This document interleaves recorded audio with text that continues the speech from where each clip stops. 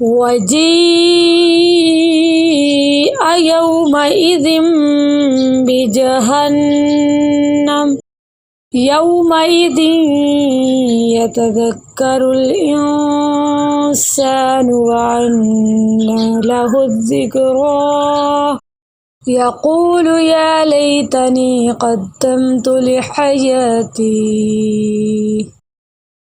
فيومئذ لا يعذب عذابه أحد ولا يوثق وثاقه أحد يا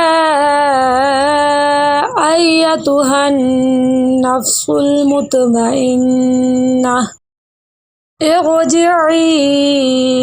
إلى ربك راضية مرضية فادخلي في عبادي وادخلي جنتي صدق الله العظيم.